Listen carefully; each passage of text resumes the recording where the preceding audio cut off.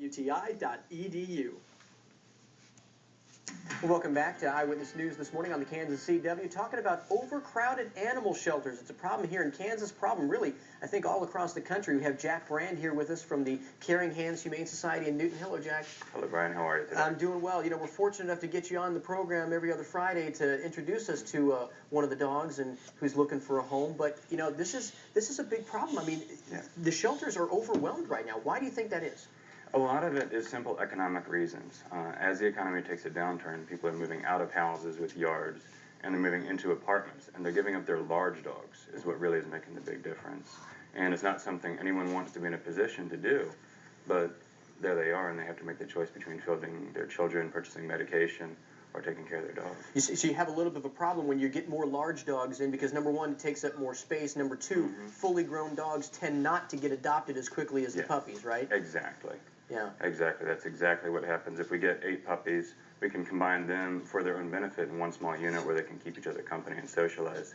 If we get the same number of large dogs, that fills up half of our shelter as we're a small humane society. Yeah. What do you think are some of the solutions here, Jack? I mean, I know that in the end, it almost always comes down to a problem of pet owner responsibility. This is a big responsibility when you take on a pet, and I think you've got to really get that message across to people. Yeah, it is a big responsibility. It's a lot like having a child. You're taking responsibility for another life.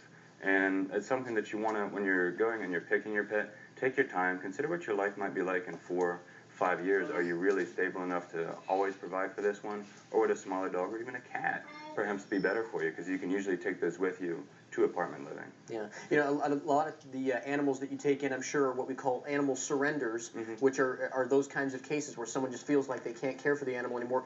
And they think they're doing the right thing, and they probably are doing the right thing for themselves. But at the same time, it puts more of a burden on those animal shelters now. Yes. For people that are finding themselves and thinking, okay, in a month or 2 months, we're going to have to move out of our house. What I would encourage them to do is don't wait till the last minute.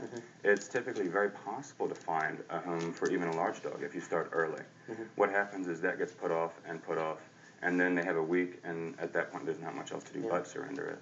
And there's never enough money to go around for you guys either, is there? No, donations help, so does time, and love. Well, thank you, Jack, for coming on again. If you want to help out the Caring Hands Humane Society, it's 1400 Southeast 3rd in Newton. And like I said, they always bring a cute one on here, and a good way to help them out and find those good homes for pets, for dogs and cats. Thanks again, Jack. Thank you, Brian. All right, we'll send it back to Mark. Now take a look at the forecast for the day ahead. Hello, Mark. Hello, Brian. Good